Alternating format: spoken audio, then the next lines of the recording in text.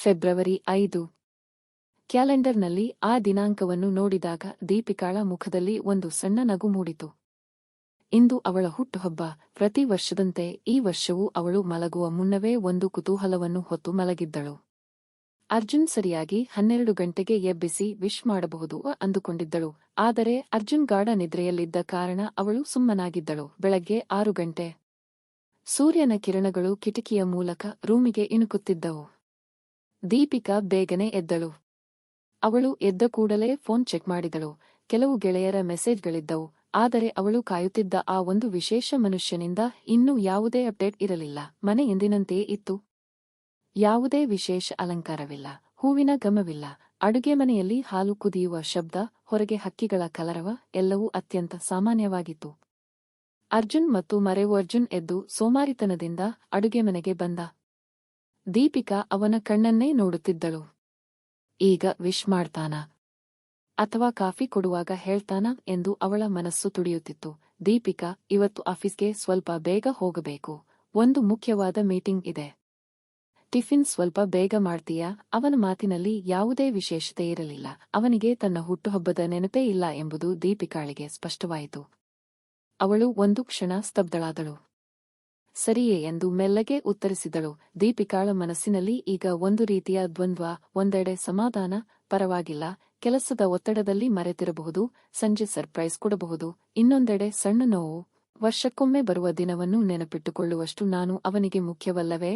ಅವಳು ಅಡುಗೆ ಮಾಡುತ್ತಿದ್ದರೂ ಅವಳ ಕಿವಿಗಳು ಅರ್ಜುನ್ನ ಫೋನ್ನಿಂದ ಬರುವ ನೋಟಿಫಿಕೇಶನ್ ಅಥವಾ ಅವನು ಬಂದು ಹಿಂದಿನಿಂದ ಅಪ್ಪಿಗೆ ಹ್ಯಾಪಿ ಬರ್ತ್ಡೇ ಎಂದು ಹೇಳುವ ಆ ಒಂದು ಕ್ಷಣಕ್ಕಾಗಿ ಕಾದು ಕುಳಿತಿದ್ದವು. ಆ ಆಸೆ ನಂದಿ ಹೋಗದ ಹಣತೆಯಂತೆ ಅವಳ ಕಣ್ಣುಗಳಲ್ಲಿ ಮಿನುಗುತ್ತಿತ್ತು. ಅರ್ಜುನ್ ಕಚೇರಿಗೆ ಹೊರಟು ಹೋದ ಮೇಲೆ ಮನೆಯಲ್ಲೀಗ ನೀರವ ಮೌನ.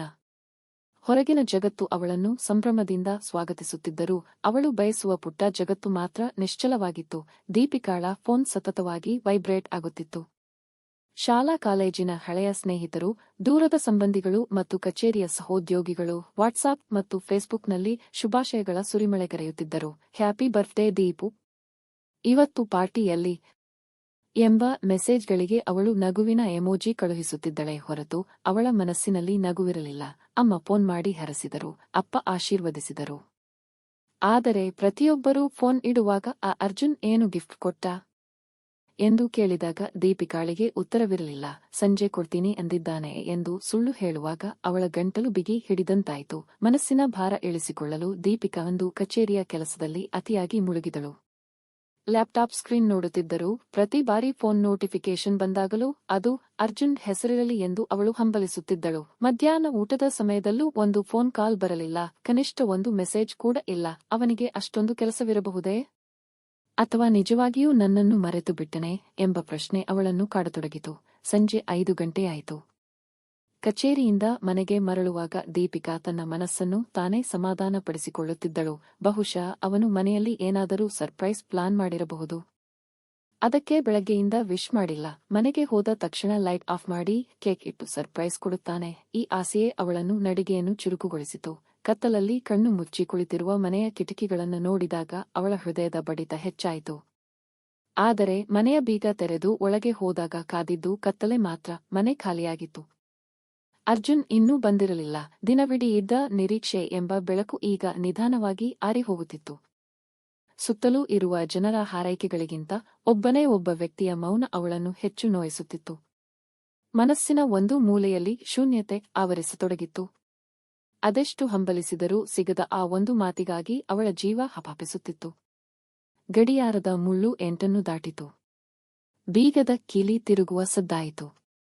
ದೀಪಿಕಾ ಎದೆಯ ಬಡಿತ ಜೋರಾಯಿತು. ಬಹುಶಃ ಈಗಲಾದರೂ ಎಂಬ ಕೊನೆಯ ನಿರೀಕ್ಷೆ ಅವಳ ಕಣ್ಣಲ್ಲಿತ್ತು. ಅರ್ಜುನ್ ಒಳಗೆ ಬಂದವನೇ ಸೋಫಾದ ಮೇಲೆ ಬ್ಯಾಗ್ ಎಸೆದ. ದೀಪಿಕಾ, ಸಿಕ್ಕಾಪಟ್ಟೆ ಟ್ರಾಫಿಕ್ ಇವತ್ತು. ಆಫೀಸ್ನಲ್ಲಿ ಕೆಲಸದ ಒತ್ತಡ ಬೇರೆ. ತುಂಬಾ ಸುಸ್ತಾಗಿದೆ. ಒಂದು ಕಪ್ ಸ್ಟ್ರಾಂಗ್ ಕಾಫಿ ಕೊಡ್ತೀಯಾ ಅಂದ. ಅವನ ಮುಖದಲ್ಲಿ ಎಂದಿನಂತೆ ಸುಸ್ತಿನ ಭಾವವಿತ್ತೇ ಹೊರತು ತನ್ನ ಪತ್ನಿಯ ಹುಟ್ಟುಹಬ್ಬದ ಸಂಭ್ರಮದ ಕಿಂಚಿತ್ತೂ ಕುರುಹಿರಲಿಲ್ಲ. ಅವಳು ಮೌನವಾಗಿ ಕಾಫಿ ತಂದುಕೊಟ್ಟಳು. ಅವನು ಕಾಫಿ ಕುಡಿಯುತ್ತಾ ಟಿವಿಯ ರಿಮೋಟ್ ಒತ್ತಿದ. ಅವನಿಗೆ ನೆನಪಿಸಲು ದೀಪಿಕಾ ಹತ್ತಿರವೇ ಕುಳಿತಳು. ಅವನ ಕಣ್ಣನ್ನೇ ನೋಡಿದಳು. ಆದರೆ ಅವನ ಪ್ರಪಂಚದಲ್ಲಿ ಆ ದಿನಾಂಕಕ್ಕೆ ಯಾವುದೇ ವಿಶೇಷತೆ ಇರಲಿಲ್ಲ. ಅವಳ ಒಳಗಿದ್ದ ಆ ಪುಟ್ಟ ಭರವಸೆಯ ಗೂಡು ಈಗ ಸಂಪೂರ್ಣವಾಗಿ ಮುರಿದು ಬಿದ್ದಿತ್ತು. ಅಡುಗೆಮನೆಗೆ ಹೋದ ದೀಪಿಕಾಳ ಕಣ್ಣುಗಳು ಹಳೆಯ ದಿನಗಳತ್ತ ಹೊರಳಿದವು. ಕಳೆದ ವರ್ಷ ಇದೇ ದಿನ ಅರ್ಜುನ್ ಅವಳನ್ನು ಕರೆದುಕೊಂಡು ಹೋಗಿ ಅವಳಿಗೆ ಇಷ್ಟವಾದ ಸೀರೆ ಕೊಡಿಸಿದ್ದ, ಮಧ್ಯರಾತ್ರಿಯೇ ಕೇಕ್ ಕತ್ತರಿಸಿ ಸಂಭ್ರಮಿಸಿದ್ದ, ನೀನು ನನ್ನ ಜೀವನದ ಶಕ್ತಿಯೇ ಎಂದು ಹೇಳಿದ್ದ ಮಾತುಗಳು ಅವಳ ಕಿವಿಯಲ್ಲಿ ಗುನುಗುತ್ತಿದ್ದವು. ಅಂದು ಅಷ್ಟು ಹತ್ತಿರವಿದ್ದ ಮನುಷ್ಯ ಇಂದು ಪಕ್ಕದಲ್ಲೇ ಇದ್ದರೂ ಅದೆಷ್ಟು ದೂರವಾಗಿದ್ದಾನೆ. ಅವಳು ತನ್ನ ರೂಮಿಗೆ ಹೋಗಿ ಹಳೆಯ ಡೈರಿಯನ್ನು ತೆರೆದಳು. ಅದರಲ್ಲಿ ಪ್ರತಿ ವರ್ಷದ ಹುಟ್ಟುಹಬ್ಬದ ಅನುಭವಗಳನ್ನು ಬರೆದಿಡುತ್ತಿದ್ದಳು. ಇಂದು ನಾನು ತುಂಬಾ ಖುಷಿಯಾಗಿದ್ದೇನೆ. ಅರ್ಜುನ್ ಇಂದು ನನಗೆ ಈ ಸರ್ಪ್ರೈಸ್ ಕೊಟ್ಟ. ಹಳೆಯ ಪುಟಗಳನ್ನು ಓದುತ್ತಾ ಹೋದಂತೆ ಅವಳ ಕಣ್ಣಿನಿಂದ ಒಂದು ಹನಿ ನೀರು ಡೈರಿಯ ಪುಟದ ಮೇಲೆ ಬಿದ್ದಿತು. ಇಂದು ಆ ಡೈರಿಯಲ್ಲಿ ಬರೆಯಲು ಯಾವುದೇ ಸಂಭ್ರಮವಿರಲಿಲ್ಲ, ಕೇವಲ ಮೌನ ಮತ್ತು ಶೂನ್ಯತೆಯಷ್ಟೇ ಇತ್ತು. ದೀಪಿಕಾಳಿಗೆ ಅನಿಸಿದ್ದು ಒಂದೇ, ವಸ್ತುಗಳಿಗಿಂತ ಹೆಚ್ಚಾಗಿ ನಮಗೆ ಬೇಕಿರೋದು ನಾವು ಯಾರಿಗಾದರೂ ಮುಖ್ಯ ಎನ್ನುವ ಭಾವನೆ. ಅರ್ಜುನ್ ತನ್ನನ್ನು ಪ್ರೀತಿಸುತ್ತಾನೆ ಎಂಬುದು ಅವಳಿಗೆ ಗೊತ್ತು, ಆದರೆ ಆ ಪ್ರೀತಿಯಲ್ಲಿ ನೆನಪು ಮಾಸಿಹೋಗಿರುವುದು ಅವಳ ಹೃದಯವನ್ನು ಚೂರು ಮಾಡಿತ್ತು. ರೂಮಿನ ಕಿಟಕಿಯಿಂದ ಆಚೆ ನೋಡುತ್ತಿದ್ದ ದೀಪಿಕಾಳಿಗೆ ತನ್ನ ಬದುಕು ಆ ಕತ್ತಲೆಯ ಆಕಾಶದಂತೆ ಭಾಸವಾಯಿತು.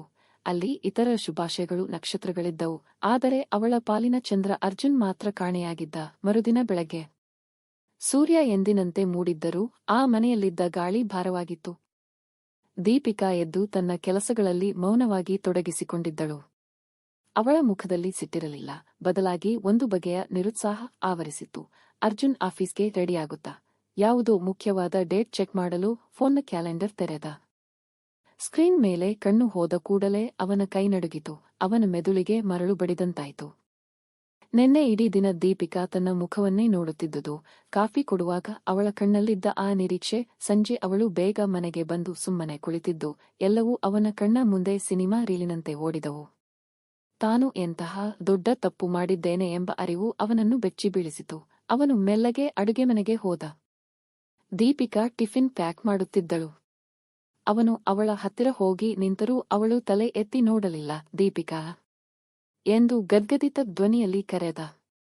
ಅವಳು ಕೇವಲ ಹೂನ್ ಅಂದಳು. ಅವಳು ಜಗಳವಾಡಿದ್ದರೆ, ಬೈದಿದ್ದರೆ ಬಹುಶಃ ಅರ್ಜುನ್ಗೆ ಇಷ್ಟು ನೋವಾಗುತ್ತಿರಲಿಲ್ಲವೇನೋ. ಆದರೆ ಅವಳ ಈ ನಿಶ್ಶಬ್ದದ ಮೌನ ಅವನಿಗೆ ಚಾಕುವಿನಿಂದ ಇರಿದಂತೆ ಭಾಸವಾಯಿತು. ಅವಳು ತನ್ನ ಹಕ್ಕನ್ನು ಚಲಾಯಿಸುವುದನ್ನು ನಿಲ್ಲಿಸಿದ್ದಾಳೆ ಎಂದರೆ ಅವಳು ಎಷ್ಟು ನೋವು ಅನುಭವಿಸಿರಬಹುದು. Deepika, I am really sorry. ಕೆಲಸದ ಒತ್ತಡದಲ್ಲಿ ನಾನು ಮರೆತುಬಿಟ್ಟೆ. ನನ್ನನ್ನು ಕ್ಷಮಿಸಿಬಿಡುವೆ ಎಂದು ಹೇಳುತ್ತಾ ಅವಳ ಕೈ ಹಿಡಿದ. ದೀಪಿಕಾಳ ಕಣ್ಣಲ್ಲಿ ನೀರು ತುಂಬಿ ಬಂತು. ಅವಳು ಮೆಲ್ಲಗೆ ಹೇಳಿದಳು, ನನಗೆ ಗಿಫ್ಟ್ ಬೇಡ ಅರ್ಜುನ್, ಪಾರ್ಟಿಯೂ ಬೇಡ. ಆದರೆ ವರ್ಷದ ಆ ಒಂದು ದಿನ ನಾನು ನಿನ್ನ ನೆನಪಿನಲ್ಲಿದ್ದೇನೆ ಎಂಬ ನಂಬಿಕೆ ಬೇಕಿತ್ತು ಅಷ್ಟೇ. ಅರ್ಜುನ್ಗೆ ಅರಿವಾಯಿತು, ಸಂಬಂಧಗಳಲ್ಲಿ ಕೆಲಸ, ಹಣ, ಯಶಸ್ಸು ಎಲ್ಲವೂ ಮುಖ್ಯವೇ, ಆದರೆ ಪ್ರೀತಿಪಾತ್ರರ ಸಣ್ಣ ಪುಟ್ಟ ಆಸೆಗಳನ್ನು ಮತ್ತು ಆ ವಿಶೇಷ ದಿನಗಳನ್ನು ನೆನಪಿಟ್ಟುಕೊಳ್ಳುವುದು ಎಲ್ಲಕ್ಕಿಂತ ದೊಡ್ಡ ಹೂಡಿಕೆ. ಅರ್ಜುನ್ ಅಂದು ಆಫೀಸ್ಗೆ ರಜೆ ಹಾಕಿದ.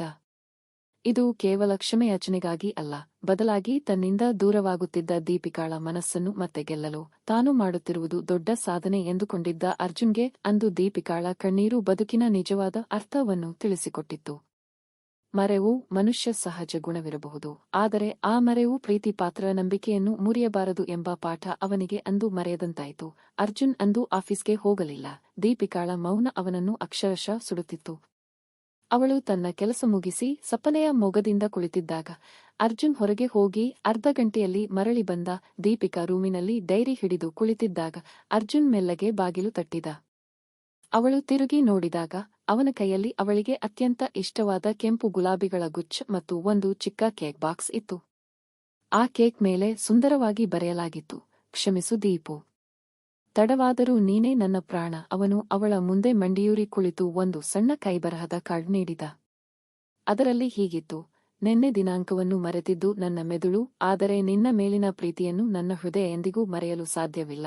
ಈ ಹೂವುಗಳು ಬಾಡಿ ಹೋಗಬಹುದು, ಆದರೆ ನಿನ್ನನ್ನು ಮತ್ತೆ ನೋಯಿಸುವುದಿಲ್ಲ ಎಂಬ ಈ ಕ್ಷಣದ ಭರವಸೆ ಎಂದಿಗೂ ಬಾಡುವುದಿಲ್ಲ. ಅರ್ಜುನ್ನ ಕಣ್ಣುಗಳಲ್ಲಿನ ಪಶ್ಚಾತ್ತಾಪ ಮತ್ತು ಆ ತಡವಾದ ಕಾಳಜಿಯನ್ನು ಕಂಡ ದೀಪಿಕಾಳಿಗೆ ಇಡೀ ದಿನ ಬಡಿದುಕೊಂಡಿದ್ದ ನೋವು ಒಮ್ಮೆಗೆ ಉಕ್ಕಿ ಬಂತು. ಅವಳು ಏನು ಮಾತನಾಡದೆ ಅವನನ್ನು ಗಟ್ಟಿಯಾಗಿ ಅಪ್ಪಿಕೊಂಡು ಬಿಕ್ಕಿ ಬಿಕ್ಕಿ ಅತ್ತಳು. ಅದು ಕೇವಲ ಬೇಸರದ ಕ್ಷಣವಾಗಿರಲಿಲ್ಲ, ಬದಲಾಗಿ ದಿನವಿಡೀ ಮನಸ್ಸಿನಲ್ಲಿದ್ದ ಭಾರವೆಲ್ಲ ಇಳಿದು ಹೋದ ಭಾವನಾತ್ಮಕ ಬಿಡುಗಡೆ. ಅರ್ಜುನ್ ಅವಳ ಕಣ್ಣೀರು ಒರೆಸಿ ಕೇಕ್ ಕತ್ತರಿಸಿದ. ತಡವಾಗಿರಬಹುದು ದೀಪು, ಆದರೆ ಇವತ್ತಿನ ಈ ಪ್ರತಿಕ್ಷಣವು ನಿನಗಾಗಿ ಮಾತ್ರ ಮೀಸಲು ಎಂದ. ಮನೆಯಲ್ಲಿ ಅಂದು ಅದ್ದೂರಿ ಪಾರ್ಟಿ ಇರಲಿಲ್ಲ, ಸಾವಿರಾರು ಜನರ ಶುಭಾಶಯಗಳಿರಲಿಲ್ಲ. ಆದರೆ ಇಬ್ಬರು ವ್ಯಕ್ತಿಗಳ ನಡುವೆ ಕಳೆದು ಹೋಗಿದ್ದ ಆ ಬಾಂಧವ್ಯದ ಕೊಂಡಿ ಮತ್ತೆ ಬೆಸೆದುಕೊಂಡಿತ್ತು. ಕೇಕ್ ಕತ್ತರಿಸಿ ಸಂಭ್ರಮ ಮುಗಿದ ಮೇಲೆ ಅವರಿಬ್ಬರೂ ಬಾಲ್ಕನಿಯಲ್ಲಿ ಬಂದು ಕುಳಿತುಕೊಂಡರು. ಆ ಕ್ಷಣದ ಗದ್ದಲ ಅಡಗಿತ್ತು. ಈಗ ಅಲ್ಲಿ ಉಳಿದಿದ್ದು ಕೇವಲ ಅವರಿಬ್ಬರ ನಡುವಿನ ಪ್ರಾಮಾಣಿಕ ಮಾತುಗಳು, ನೋವಿನ ಅಭಿವ್ಯಕ್ತಿ. ದೀಪಿಕಾ ಅರ್ಜುನ್ನ ಕಣ್ಣುಗಳನ್ನು ನೇರವಾಗಿ ನೋಡಿ ಮೆಲ್ಲಗೆ ಹೇಳಿದಳು, ನಿನಗೆ ಗೊತ್ತಾ ಅರ್ಜುನ್, ನೆನ್ನೆ ದಿನವಿಡೀ ನನಗೆ ಬೇಸರವಾಗಿದ್ದು ನೀನು ಗಿಫ್ಟ್ ಕೊಡಲಿಲ್ಲ ಅಂತಲ್ಲ, ಬದಲಾಗಿ ನಿನಗೆ ಬೇಕಾದ ಎಲ್ಲವನ್ನೂ ನೆನಪಿಟ್ಟುಕೊಳ್ಳುವ ನಾನು ನಿನಗೆ ನೆನಪಿಲ್ಲದಷ್ಟು ಅಮುಖ್ಯವಾಗಿ ಬಿಟ್ಟೆನಾ ಎಂಬ ಭಯ ನನ್ನನ್ನು ಕಾಡುತ್ತಿತ್ತು. ಈ ಮನೆಯ ಗೋಡೆಗಳು ಕೂಡ ನನ್ನನ್ನು ಅಣಕಿಸುತ್ತಿರುವಂತೆ ಭಾಸವಾಗುತ್ತಿತ್ತು. ಅವಳ ಧ್ವನಿಯಲ್ಲಿ ಸಿಟ್ಟಿಗಿಂತ ಹೆಚ್ಚಾಗಿ ದಶಕಗಳ ಕಾಲ ಜೊತೆಗಿದ್ದ ಜೀವ ಅನುಭವಿಸಿದ ಒಂಟಿತನದ ಛಾಯೆಯಿತು. ಅರ್ಜುನ್ ಅವಳ ಕೈಗಳನ್ನು ತನ್ನ ಕೈಗೆ ತೆಗೆದುಕೊಂಡು ಹೇಳಿದ, ದೀಪು, ನಾವು ಜೀವನದ ಓಟದಲ್ಲಿ ಎಷ್ಟು ವೇಗವಾಗಿ ಓಡುತ್ತಿದ್ದೇವೆ ಎಂದರೆ ಪಕ್ಕದಲ್ಲೇ ಇದ್ದು ಸಾಥ್ ನೀಡುವ ಜೀವಕ್ಕೆ ಒಂದು ಥ್ಯಾಂಕ್ಸ್ ಹೇಳುವುದನ್ನು ಅಥವಾ ಅವರ ಖುಷಿಯನ್ನು ಸಂಭ್ರಮಿಸುವುದನ್ನು ಮರೆತುಬಿಡುತ್ತೇವೆ. ನನ್ನ ಆಫೀಸ್ ಫೈಲುಗಳು, ಮೀಟಿಂಗ್ಗಳ ನಡುವೆ ನಿನ್ನ ನಗುವಿಗಿಂತ ದೊಡ್ಡ ಕೆಲಸ ಇನ್ನೊಂದಿಲ್ಲ ಎಂಬ ಸತ್ಯ ನನಗೆ ತಡವಾಗಿ ಅರಿವಾಯಿತು. ನನ್ನನ್ನು ಕ್ಷಮಿಸು. ಇನ್ನು ಮುಂದೆ ಕೇವಲ ಕ್ಯಾಲೆಂಡರ್ ಅಲ್ಲ, ನನ್ನ ಪ್ರತಿ ಉಸಿರು ನಿನ್ನನ್ನು ನೆನಪಿಸಿಕೊಳ್ಳುತ್ತದೆ. ಅಂದು ದೀಪಿಕಾಳಿಗೆ ಒಂದು ವಿಷಯ ಅರ್ಥವಾಯಿತು. ಸಂಬಂಧ ಅಂದರೆ ಕೇವಲ ಹಬ್ಬಗಳಲ್ಲಿ ಅಥವಾ ಹುಟ್ಟುಹಬ್ಬಗಳಲ್ಲಿ ಮಾಡುವ ಸಂಭ್ರಮವಲ್ಲ, ಬದಲಾಗಿ ಒಬ್ಬರು ಅನುಭವಿಸುವ ಸಣ್ಣ ನೋವನ್ನು ಇನ್ನೊಬ್ಬರು ಅರಿತುಕೊಳ್ಳುವುದು ಮತ್ತು ಆ ತಪ್ಪನ್ನು ತಿದ್ದಿಕೊಳ್ಳುವ ಪ್ರಾಮಾಣಿಕ ಮನಸ್ಸು ಮಾಡುವುದು. ಆ ರಾತ್ರಿ ಅವರಿಬ್ಬರ ನಡುವೆ ಇದ್ದ ಮೌನ ಮುರಿದು ಹೋಗಿತ್ತು. ಅಲ್ಲಿ ಯಾವುದೇ ಮುಖವಾಡಗಳಿರಲಿಲ್ಲ, ಅಹಂಕಾರವಿರಲಿಲ್ಲ, ಕೇವಲ ಎರಡು ಜೀವಗಳ ನಡುವಿನ ಪ್ರಾಮಾಣಿಕ ಮಿಡಿತವಿತ್ತು. ದೀಪಿಕಾಳ ಮನಸ್ಸು ಈಗ ಹಗುರವಾಗಿತ್ತು, ಏಕೆಂದರೆ ಅವಳು ಬಯಸಿದ್ದು ಕೇವಲ ಹುಟ್ಟುಹಬ್ಬದ ಶುಭಾಶಯವಲ್ಲ, ಬದಲಾಗಿ ಅರ್ಜುನ್ನ ಜೀವನದಲ್ಲಿ ತನಗಿರುವ ಆ ವಿಶೇಷ ಸ್ಥಾನವನ್ನು. ಈ ಕತೆ ನಿಮ್ಮ ಮನಸ್ಸಿಗೆ ತಟ್ಟಿದ್ದರೆ ಒಂದು ಲೈಕ್ ನೀಡಿ, ನಿಮ್ಮವರೊಂದಿಗೆ ಶೇರ್ ಮಾಡಿ. ಇನ್ನೂ ಇಂತಹ ಮನಮುಟ್ಟುವ ಕತೆಗಳಿಗಾಗಿ ನಮ್ಮ ಚಾನೆಲ್ಗೆ ಸಬ್ಸ್ಕ್ರೈಬ್ ಮಾಡೋದನ್ನು ಮರೆಯಬೇಡಿ.